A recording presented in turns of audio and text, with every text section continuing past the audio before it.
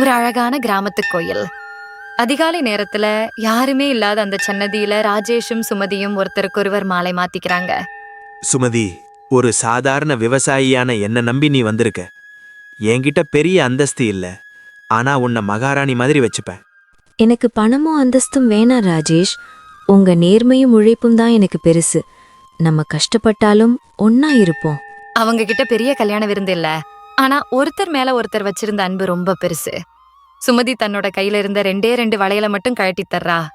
ராஜேஷ், இந்த வளையலை வித்து நாம வேறொரு ஊருக்கு போய் புது வாழ்க்கைய ஆரம்பிப்போம். அங்க நம்மள யாருக்கும் தெரியாது.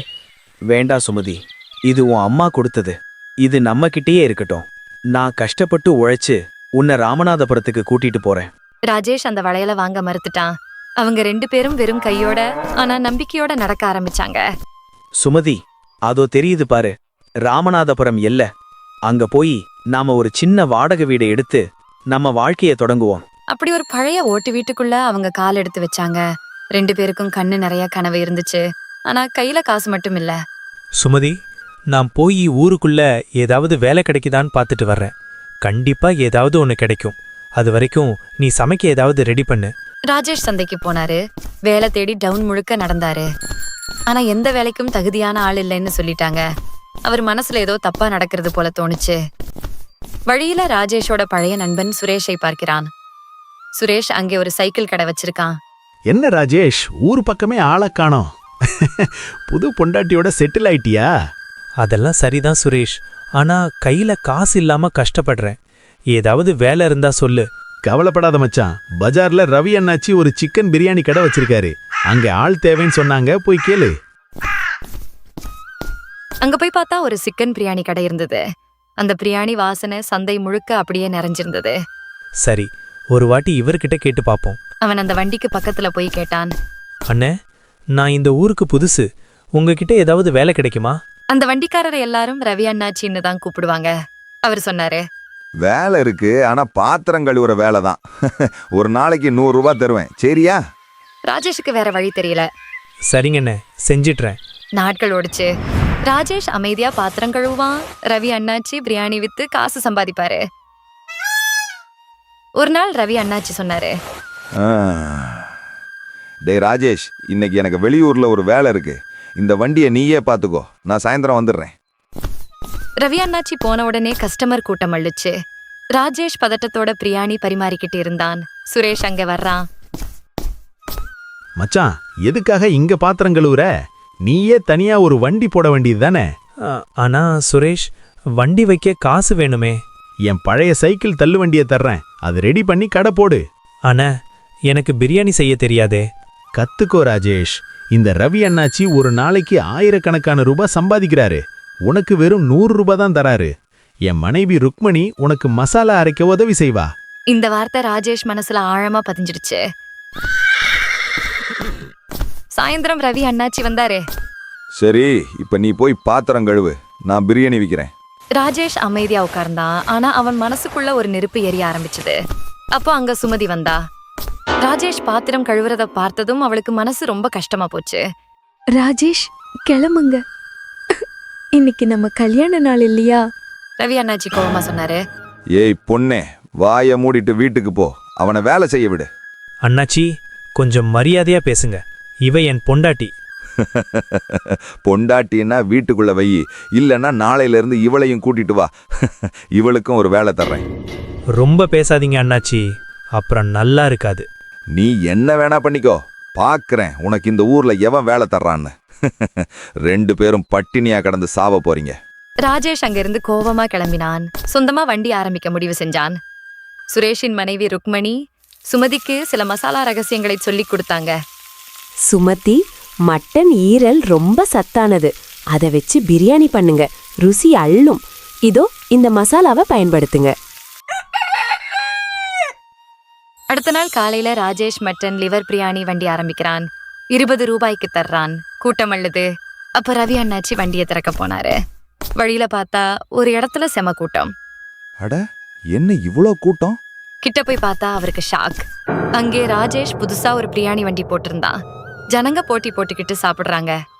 நேத்து வரைக்கும் என்கிட்ட பாத்திரம் கழுவுனவன் இன்னைக்கு தனியா வண்டி போட்டுட்டானா? அவர் கோவமா ராஜேஷ் கிட்ட போனாரு. ஏ ராஜேஷ், ஒரே நாள்ல எப்படி வண்டி போட்ட? எங்கேயாவது திருடிட்டு வந்தியா என்ன? இல்ல அண்ணாச்சி, இது என்னோட வண்டி தான். ஆனா உனக்கு பிரியாணி செய்ய தெரியாதே. நான் ஒரு நாள்ல கத்துக்கிட்டேனே. அதுவும் நான் சாதாரண பிரியாணி விக்கல. அப்போ என்னத்த விக்கிற? இது என்னோட ஸ்பெஷல் மட்டன் ஈரல் பிரியாணி. ஒரு பிளேட் வெறும் 20 ரூபாய் தான். என்னது 20 ரூபாய்க்கு? கண்டிப்பா நீ இதுல ஏதாவது கலப்படம் பண்ற. இல்ல அண்ணாச்சி, இது என்னோட உழைப்புலயும் நேர்மையிலையும் வர்ற காசு. ரவி அண்ணாச்சி கோபமா போயிட்டாரு. அங்க சாப்பிட்டுட்டு இருந்தவங்க பேசிக்கிட்டாங்க. தம்பி, இவ்வளவு ருசியான பிரியாணி 20 ரூபாய்க்கு தரியே, செம்மப்பா. இதே மாதிரி எப்பவும் கூட நாங்க டெய்லி வருவோம். இதை கேட்டதும் ராஜேஷ் கண்ணுல சந்தோஷம். இன்னொரு பக்கம் ரவி அண்ணாச்சியோட வண்டியில கூட்டம் குறைய ஆரம்பிச்சது. ஒரு கஸ்டமர் அண்ணாச்சியை கூப்பிட்டாரு. என்னன்னாச்சு?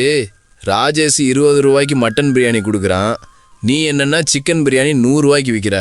யோ, அவன் வெறும் ஈரல் துண்டுகளை போட்டு ஏமாத்துறான். மட்டன் எங்க இருக்கு? கண்டிப்பா கலப்படம் பண்றான். அதான் மலிவா கொடுக்குறான். ஆமா, ருசி சூப்பரா இருக்கே, எல்லாரும் அதையே தான் சொல்றாங்க. ரவி அண்ணாச்சிக்கு வேர்த்து கொட்டுச்சு. இப்படி போனா தன் பொழப்பு கெட்டுடுமேன்னு பயந்தாரு. இன்னைக்கு எப்படியாவது அவன் எப்படி இவ்வளோ மலிவா விக்கிறான்னு கண்டுபிடிச்சே ஆகணும். ரவி அண்ணாச்சி ராஜேஷ ரகசியமா நோட்டம் விட்டாரு. ராஜேஷ் ஒரு மளிகை கடைக்கு போனான். ராமசாமி தாத்தா, நல்ல பாசுமதி அரிசியும் ஃப்ரெஷ்ஷான மசாலாவும் கொடுங்க. கண்டிப்பா ராஜேஷ் தம்பி, உனக்கு எப்பவும் நல்ல பொருளாவே தர்றேன். ராஜேஷ் காசை எண்ணி கொடுத்துட்டு கிளம்புனா. அப்புறம் ரவி அண்ணாச்சி கடைக்காரர்கிட்ட போனாரு. என்ன, ராஜேஷ் ஏதாவது பழைய இல்லைன்னா கெட்டு போன பொருளை வாங்கிட்டு போறானா? என்னப்பா இப்படி கேக்குற? அவன் இருக்கிறதுலயே முதல் ரக அரிசியும் மசாலாவும் தான் வாங்குறான். அதுவும் கடனா இல்ல, முழுசா காசு கொடுக்கறான். என்னது, முழுசா? ஆமா, பேரன் கூட பேச மாட்டான். கஸ்டமருக்கு நல்ல சாப்பாடு கொடுக்கணும்னு சொல்லுவான். நல்ல அரிசி, நல்ல மசாலா, ஆனா 20 ரூபாய்க்கு பிரியாணி. இது எப்படி சாத்தியம்?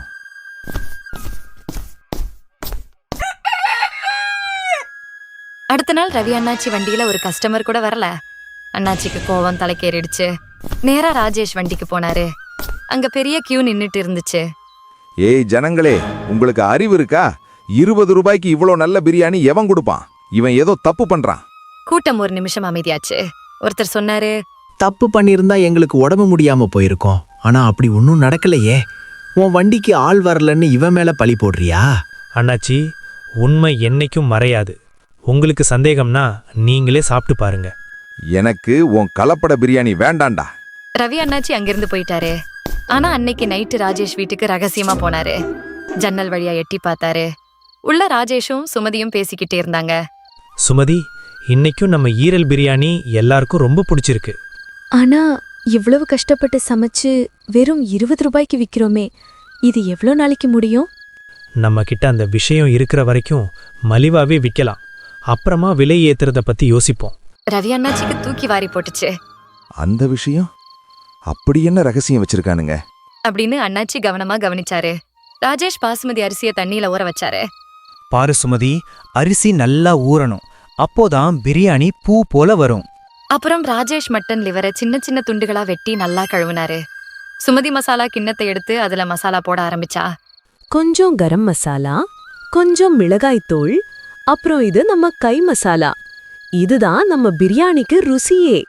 ராஜேஷ் மட்டன் ஈரலை சுத்தம் பண்ணி சமைக்க ஆரம்பிச்சான்.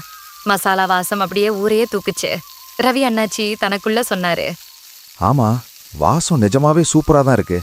சுமதி, உன்னால தான் என் வண்டி இவ்வளோ ஃபேமஸ் ஆச்சு. உனக்கு சமைக்க தெரியலன்னா நான் என்ன பண்ணியிருப்பேன்? போதும் போதும், ரொம்ப புகழாதீங்க. வேலையை பாருங்க. பிரியாணி தயாரானதும் அவங்க அதை தம் போட வச்சாங்க. நைட்டு முழுக்க இது அப்படியே இருக்கட்டும், அப்பதான் மசாலா உள்ள இறங்கும் அப்படின்னு சுமதி சொன்னா.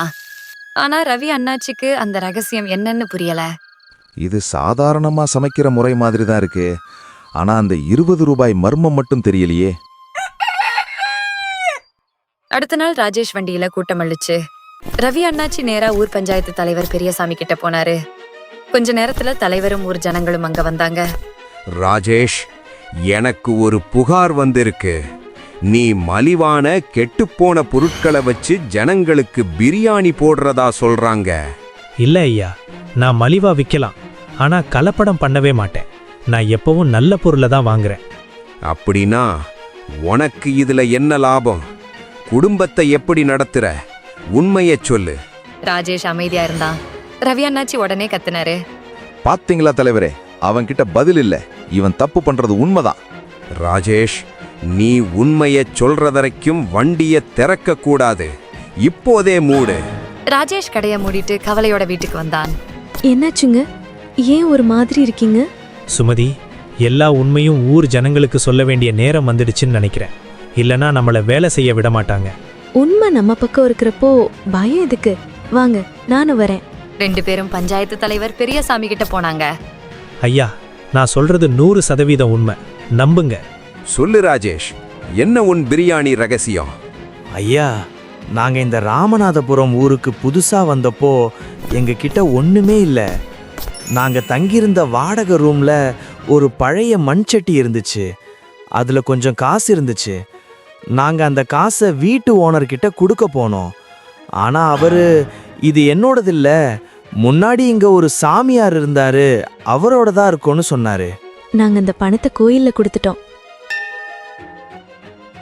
ஆனா அடுத்த நாள் அதே சட்டியில மறுபடியும் காசு இருந்துச்சு. ஐயா, இவன் பொய் சொல்றான். இதெல்லாம் எப்படி நடக்கும்? அப்ப அந்த வீட்டு ஓனர் முன்னாடி வந்தாரு. இல்ல தலைவரே, இவங்க சொல்றது உண்மைதான். இவங்க என்கிட்ட பணம் கொடுக்க வந்தாங்க. அந்த ரூம்ல இருந்த சாமியார் சாதாரணமானவர் இல்ல, அவருக்கு நிறைய சக்திகள் இருந்துச்சு. ஒரே வாயடைச்சு போச்சு. ராஜேஷ், நீ ரொம்ப நல்லவன். வேற யாராவது இருந்தா அந்த பணத்தை வச்சு சொகுசா வாழ்ந்திருப்பாங்க. ஆனா நீ ஏழைங்களுக்கு பசிய தீர்க்க பயன்படுத்தி இருக்க. உன்னை நினைச்சு பெருமைப்படுறோம். ராஜேஷ் மற்றும் சுமதி கண்களில் நீருடன் சொன்னாங்க. ரொம்ப நன்றிங்க ஐயா. இன்னைக்கில இருந்து ராஜேஷ் மறுபடியும் வண்டி போடுவான். எவனாவது அவனை பத்தி தப்பா பேசினா அவ்வளவுதான். அன்னையிலிருந்து ராஜேஷ் மறுபடியும் 20 ரூபாய்க்கு ஈரல் பிரியாணி விற்க ஆரம்பிச்சான். ராஜேஷும் சுமதியும் அவங்க வாழ்நாள் முழுக்க ஏழைங்களுக்கு சேவை செஞ்சு ரொம்ப சந்தோஷமா வாழ்ந்தாங்க. அவங்க நேர்மைக்கு அந்த ராமநாதபுரம் ஊரே ஒரு உதாரணமா இருந்துச்சு. வருஷங்கள் ஓடிச்சு. ராஜேஷ் இப்போ ஒரு பெரிய ஹோட்டல் முதலாளி கிடையாது. ஆனா ஊருக்கே உணவு கொடுக்கிற அன்னலட்சுமி வண்டியோட சொந்தக்காரன். ராஜேஷ், இன்னைக்கு நம்ம வண்டியில 500 பேருக்கு மேல சாப்பிட்டிருக்காங்க. அந்த சட்டியில காசு குறையவே இல்ல. சுமதி, இந்த சட்டி நமக்கு கிடைச்சது நம்ம சொகுசா வாழறதுக்கு இல்ல, பசியால யாரும் வாடக்கூடாதுங்கிறதுக்காக தான். அப்போ அங்க தலைய தொங்க போட்டுக்கிட்டு ஒருத்தர் வர்றாரு. அது வேற யாரும் இல்ல, வியாபாரத்துல நஷ்டமாகி எல்லாரையும் இழந்த ரவி அண்ணாச்சி தான். ராஜேஷ், என்ன மன்னிச்சிடுப்பா. பசியில என்ன பண்றதுன்னு தெரியாம இங்க வந்த. அண்ணாச்சி, பழைய கதையை விடுங்க. சுமதி, அண்ணாச்சிக்கு ஒரு ஸ்பெஷல் மட்டன் ஈரல் பிரியாணி போடு. நம்ம கடையில யாருமே பசியோட போகக்கூடாது. ரவி அண்ணாச்சி கண்ணீர் மல்க பிரியாணியை சாப்பிடுறாரு. ராஜேஷும் சுமதியும் சிரிச்சுக்கிட்டே கஸ்டமர்களை கவனிக்கிறாங்க. நேர்மையும் தர்மமும் இருந்தா ஒரு சாதாரண தள்ளுவண்டியும் ஒரு சாம்ராஜ்யமா மாறுங்கிறதுக்கு அவங்க வாழ்க்கை ஒரு பெரிய பாடம். ரவி அண்ணாச்சி பிரியாணியை சாப்பிட்டு முடித்ததும் ராஜேஷ் அவரை தனியாக வீட்டுக்கு அழைத்துச் சென்றான். அங்கே ஒரு சிறிய மரப்பலகையின் மேல் அந்த பழைய மண் சட்டி துணியால் மூடப்பட்டிருந்தது. ரவி அண்ணாச்சி வியப்புடன் சொன்னாரு. ராஜேஷ், இதுதான் அந்த சட்டியா? இதுல நிஜமாவே பணம் வருமா? இத வச்சு நீ ஒரு பெரிய ஹோட்டல் கட்டி இருக்கலாமே. எதுக்கு இன்னும் இந்த தள்ளுவண்டியிலேயே கஷ்டப்படுற? அண்ணாச்சி, இந்த சட்டியோட ரகசியம் பணம் கிடையாது, நாம கொடுக்கிற தர்மம். ஒரு முறை நான் எனக்காக ஒரு புது சட்டை வாங்க இந்த சட்டியிலிருந்து அதிகமா பணம் எடுத்தேன். அடுத்த நாள் பார்த்தா சட்டி வெறும் மண்ணால நிறைஞ்சிருந்துச்சு. ஒரு காசு கூட இல்ல. ஆமா அண்ணாச்சி, அன்னைக்குதான் நாங்க ஒன்னு புரிஞ்சுக்கிட்டோம். மத்தவங்க பசிய தீர்க்க பணம் எடுத்தா மட்டும்தான் இதுல காசு ஊறும். எங்களுக்காக எடுத்தா இது வெறும் மண் தான்.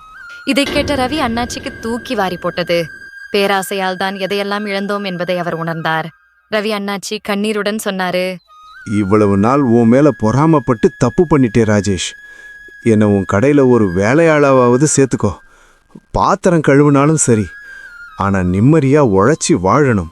அண்ணாச்சி, நீங்க பாத்திரம் கழுவ வேணாம். இத்தனை வருஷம் பிரியாணி செஞ்ச அனுபவம் உங்களுக்கு இருக்கு. நம்ம அன்னலக்ஷ்மி வண்டியில நீங்க தான் இனிமேல் சமையல் பொறுப்பு. ஆனா ஒண்ணு, சமைக்கும்போது காசு மேல ஆசை இருக்கக்கூடாது. வர்றவங்களோட பசி மேல தான் அக்கறை இருக்கணும். ஆமா அண்ணாச்சி, நாம 3 பேரும் சேர்ந்து இந்த ஊர்ல யாருமே பசியோட தூங்கக்கூடாதுன்னு உறுதி எடுப்போம். அன்று மாலை ராமநாதபுரம் எல்லை வரை அந்த பிரயாணி வாசனை தூக்கியது.